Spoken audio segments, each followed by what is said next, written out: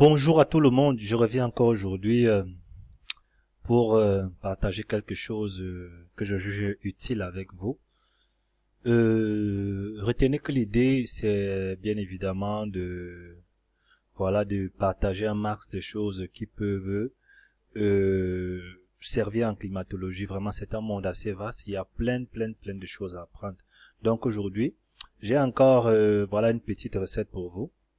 Aujourd'hui, donc, je vais vous montrer comment est-ce que vous pouvez fusionner, n'est-ce pas, plusieurs fichiers NetCDF. Parce que le plus souvent, quand vous téléchargez les fichiers NetCDF, les données viennent sur les pas de 5 ans, 5 années. Et donc voilà, si vous voulez les données, peut-être sur 20 ans, il va nécessairement falloir fusionner plusieurs fichiers. Et si vous ne savez pas le faire, vous allez prendre beaucoup de temps, n'est-ce pas, à traiter fichier par fichier pour aller assembler les données à la fin. Donc, il y a une manière, n'est-ce pas, de fusionner, n'est-ce pas, les fichiers NetCDF pour gagner en temps et pour être, plus efficace. Donc, ce que vous aurez premièrement à faire, ce sera d'installer Cedrin 64. Bon, moi c'est 64 parce que voilà, ma machine c'est 64 bits. Donc vous installez Cedrin 64 et Cedrin, pas Cedrin 64, Cedrin, parce qu'il y en a qui peuvent installer Cedrin 32. Moi j'ai installé Cedrin 64 parce que comme je disais ma machine c'est 64 bits. Et je crois que je vais faire un autre tuto pour vous montrer quels sont, n'est-ce pas, les packages que vous devrez installer une fois que vous aurez installé Cedrin pour pouvoir faire n'est-ce pas, cette opération. Parce que il ne suffit pas tout simplement d'installer Cedrin, mais il faut encore installer certains packages, n'est-ce pas, qui vous permettront de faire cette opération.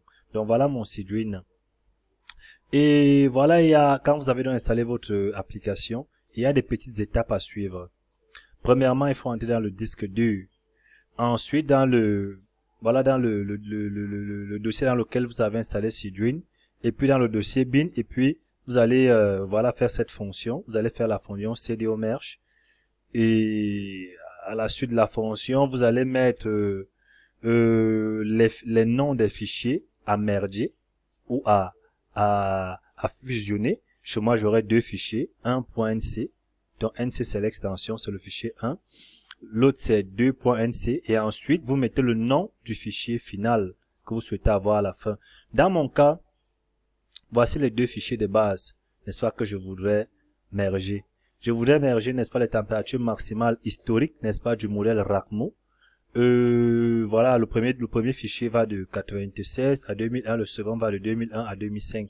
Donc voilà les deux fichiers. Mais le problème c'est que il faut les amener dans le disque dur, dans le disque système en fait. Voici mon disque système pour pouvoir faire cette opération. Je suis dans mon disque système, disque local C. Je vais dans Cedrin 64, dans bin. Il va donc falloir amener ces deux fichiers, ces fichiers NetCDF ici. Mais si vous amenez avec les noms sources là, ça va vous faire de très longs noms. Et vous aurez donc des cas où vous aurez peut-être 20 fichiers, n'est-ce pas, à fusionner, et là, vous allez vous perdre. Donc, voilà, le fichier de 96 à 2001, je le nomme 1. Le fichier de 2001 à 2006, je le nomme 2. Voilà, c'est comme ça que je fais. Donc, j'ai renommé les deux fichiers. Et voilà, je les ai déjà copiés dans mon disque système. Si vous l'avez donc fait, la première chose à faire dans le terminal, ce sera d'aller dans votre disque dur. Moi, j'ai déjà ces codes ici, hein. Donc, vous tapez cd, c, vous tapez sur Encré, voilà, vous allez dans votre disque dur. Ensuite, vous allez aller dans cd, Cedrin, pour dire que je vais aller dans le dossier Cedrin. Voilà, je suis dans le dossier Cedrin. Ensuite, vous allez aller dans cd bin. Voilà, et c'est là où il y a donc nos deux fichiers NetCDF 1 et 2 que je vous ai montré précédemment. Maintenant, il ne vous reste plus qu'à insérer la fonction cdo merge. Voilà, je vais chercher. Moi, j'ai déjà tout ça dans ma machine, hein. Donc voilà ma fonction cdo merge. Premier fichier c'est 1.c, le deuxième c'est 2.c, et puis voilà le nom, n'est-ce pas, de sortie que je souhaite avoir. Quand je l'ai donc fait, je tape sur entrée et je n'ai plus qu'à patienter, n'est-ce pas, que le logiciel fasse son opération. Et dès qu'il l'aura fait, il va m'envoyer un message pour m'indiquer que l'opération est terminée. Donc, je vais patienter 1 minute environ. Et puis, ouais, je crois que ce sera fait. Donc, cette opération prend du temps en fonction, n'est-ce pas, du nombre de fichiers que vous avez à fusionner. Il y a des cas où vous avez même 20 fichiers à fusionner. Bien évidemment, vous pouvez mettre 5 minutes à attendre, hein, parfois même 10 minutes, pourquoi pas. Mais comme chez nous, c'est seulement 2 fichiers à fusionner, je crois que ça ne va pas mettre long.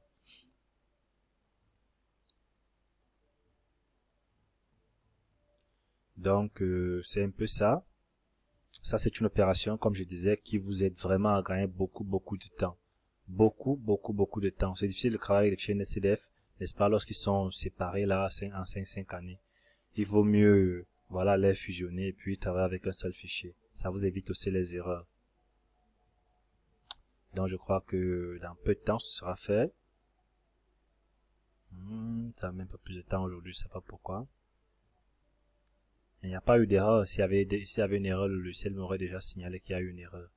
Donc, c'est l'opération voilà, c'est fait. Vous voyez, le logiciel me dit maintenant, c'est do merge time processed. Il me dit 2 variables, où j'avais 2 variables, et puis il me donne d'autres informations. Donc, c'est un peu ça.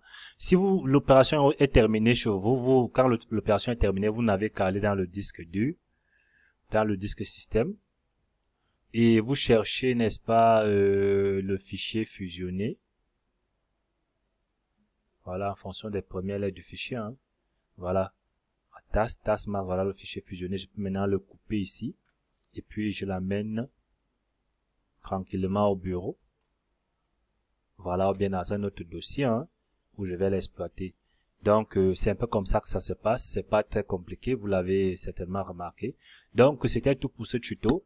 Si vous l'avez aimé, n'oubliez pas de vous abonner, surtout de liker, de partager au max et voilà, si vous avez des interrogations, il faut me faire part de ces interrogations dans les commentaires. Je vais voir dans quelle mesure est-ce que je peux, n'est-ce pas, apporter des solutions. Donc, n'oubliez pas de vous abonner, de liker et surtout de partager aussi. Et voilà, merci.